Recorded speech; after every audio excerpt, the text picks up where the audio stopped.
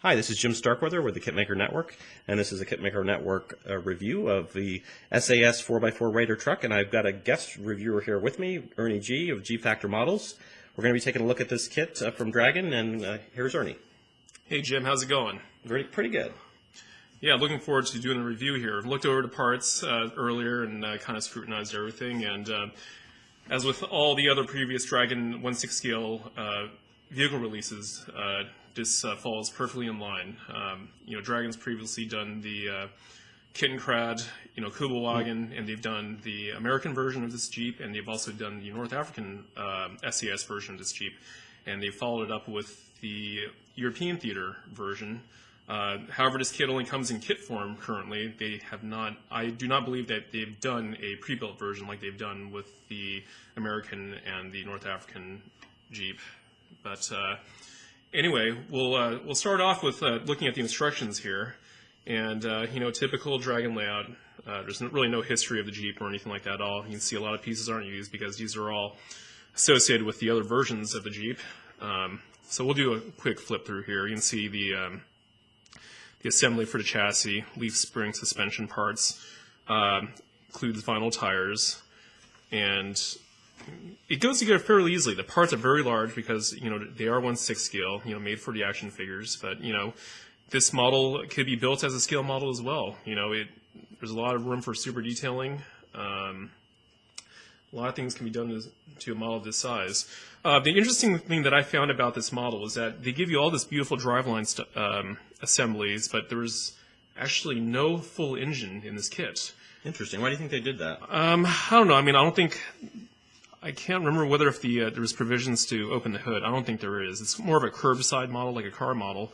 So unless you're the things on a diorama flipped upside down, like it ran over a landmine or something, you're really not going to be looking for that. Are there any aftermarket companies making? I am not familiar with anyone that has made one, but I haven't looked. But I haven't come across anything on that.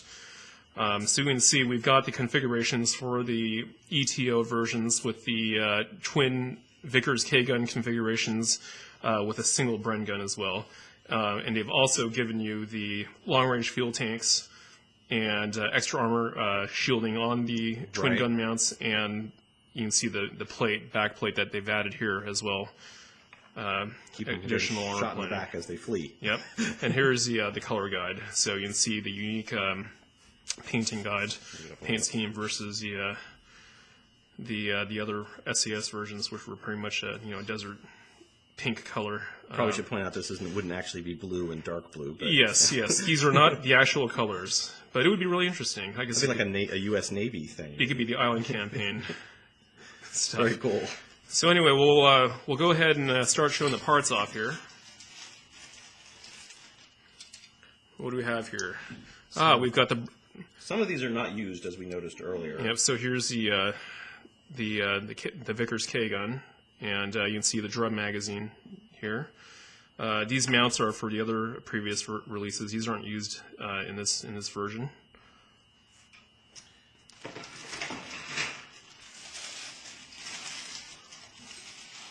It's a lot of plastic, so bear with us. There's a lot of plastic. Here's the sidewalls. Oops, I just stepped on something. And a piece we're missing. Yeah, there's a lot of parts in here. How many parts are in this model? I'm not sure. The box top actually says there's over 300 parts. 300 parts. So that's not bad. No.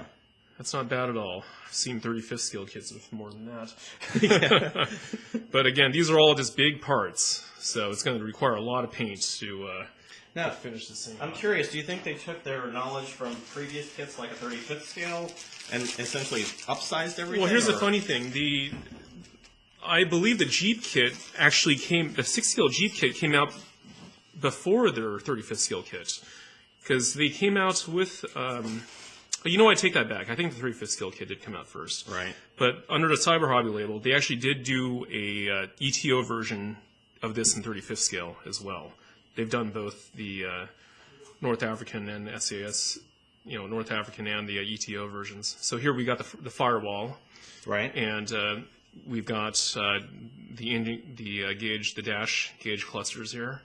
Here's the leaf springs for suspension. Go ahead and bring it over to the next. Getting so wrapped up in looking at it. Pay attention to my leaves. This one's hard to get out. It's being disagreeable. Ah, there we go. We did have them pre-cut, but. And here we see the got the steering wheel. So you can see how big it is against my hand. And then we've got the radiator. The whole radiator housing.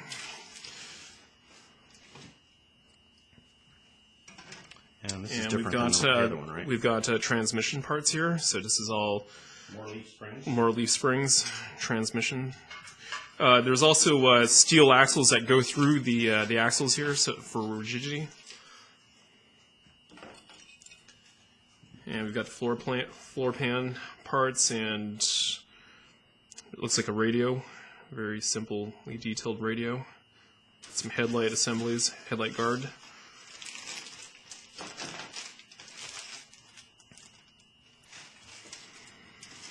And this looks like, here's the rear armor deck. So this is a new sprue here. And here's one of the gun shields for the Vickers. There's actually pieces of glass that actually go in here through pieces of plastic. This one we lost some parts with, and there's some unused parts on here. This looks like seats, but I'm not sure if that's actually used on the. Yeah, these aren't used on this version. But anyway, here's a look at the seats. You can see there's some fine, texture for cushion detail, but pretty simple.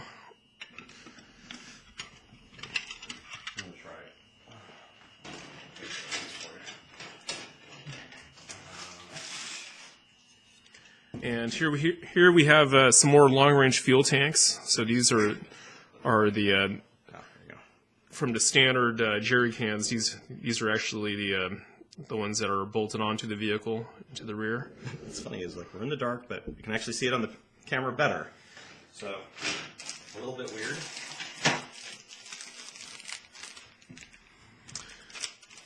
See here, we just have a little bit more detail parts. These are looks like a transmission cover. Yeah, it looks like some little Zeus fasteners and things like that. And I think we'll go to the hood next. And here's the hood. It's a very large assembly.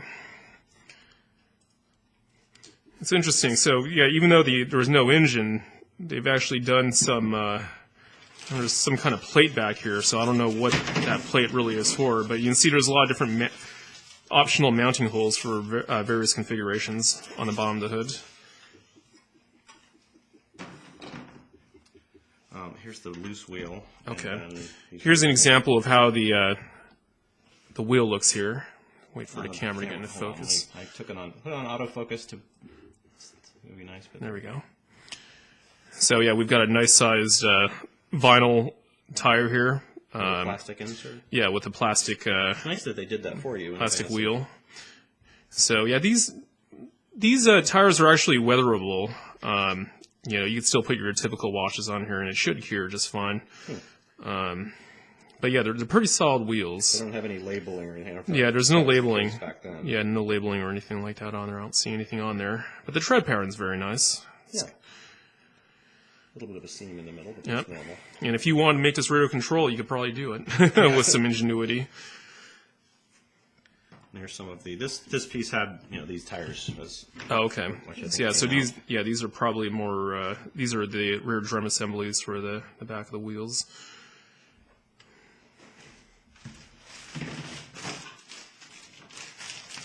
There's that rear fuel storage. Oh, okay. Yeah, here's the. For the gas cans, they actually give you this this box right here. This pretty much housed all the extra gas cans for the long range missions. I think this was in with this. But yeah, here we have the entire lower chassis. So you can see we've got driveline components on here as well. It might have been in there somewhere. But you can see how big this assembly is. It's a really nice molding. Yeah, it's very nice. Very, very. There's no flash, nothing on these. Yep. Yeah, there's minimal cleanup to do on this. Even if I built something this big, I'd probably, I airbrush everything normally, but I would probably use a spray can on this thing and do some weathering with them. They molded the tail hitch and everything into that. Oh yeah, that is in there too. Without having to glue it on. Yeah, that's a nice touch. I think that this piece, and then there's some other bagged pieces here, the clear plastic lenses. Yeah, here's all the clear parts. And here's There's more instrumentation. accessory things. There's the metal. There's a steel axle. We've got some screws to screw things together. There's actually some little buckles here for latching the fuel tanks down.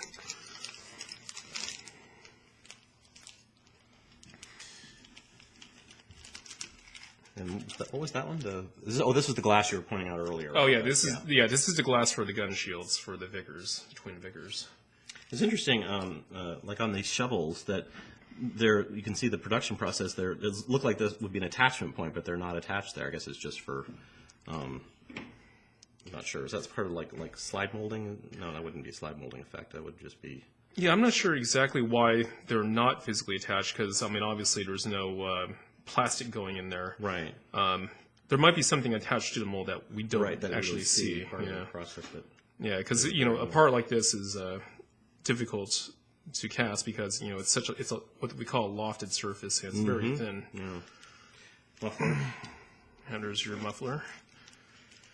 And here's some of the smaller decals and various pieces. Oh, I think those are there is the strap for the strap. the straps. Those are reflected piece. Yeah, that's for the rear mirror. Yeah. Yeah, this is the gauge cluster, and here's the actual strap for the buckles that I showed earlier. But yeah, it's a really nice touch. They didn't forget any details at all. So if you're a 1/6 scale collector, That leaves the. this is definitely a great plus to have, especially if you're into British SAS theater figures. And that just leaves the big behemoth And- of the slower, or well, I guess not the chassis, obviously, but the floor pan, floor pan plus floor pan, front fenders, and rear fenders. And I love how the grill is already on here too. Yeah, you can see the grill is actually still in one piece. They haven't knocked them out like the SAS normally do. So, that is an option. so I guess the X-Acto saw will probably come in handy, or even a pair of sprue cars will probably clip those things off too. Right. But this has got to be the most impressive casting out of the whole thing. I mean, can you imagine the size of the mold of this thing? The thickness, I was remarking earlier, it looks like it's like 2 mil or something millimeters thick. But beautiful part. Very well engineered.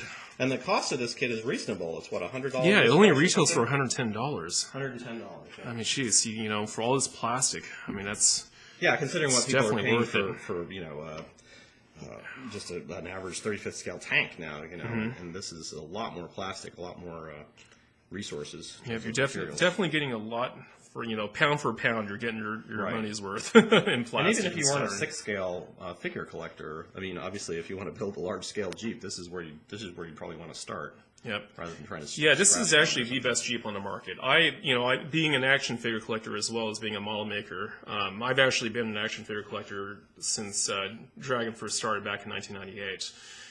My first Jeep was actually the 21st Century Toys one, which wasn't bad. Right. It was pre-built, never came in kit form. I still actually have one of those in my display case, but I'm definitely looking forward to building this up and putting it next to my American Jeep with all of my Dragon SAS figures that I've got on there. They'll have a home now. Yep, exactly. To rove around. When I go to bed at night, they'll come alive and they'll drive around my house. And then Ernie, while you're building, will be thinking, should I make this RC? Should I convert it? Oh. Well, guys have done that. I know we're getting off subject here, but know. it is possible to do. There are RC companies where you just take a chassis. Guys have done it. They've actually taken this body and they put it over a rear control chassis with a differential and make them rock crawlers. Right. And it's pretty slick. Well, I know this doesn't have the engine, but I imagine it's a matter of space too for all the battery components and various Sure. things. Yeah, that would be a really good spot to actually hide all that stuff, all the servos and everything. But Well, I guess we'll wrap this one up. And thanks, Ernie, for the review on this. yeah, no problem, Jim. Always a pleasure. And look forward to your next one. And hope everybody enjoyed it. If you have any comments or suggestions, please leave them in the comments area below. Thanks for watching.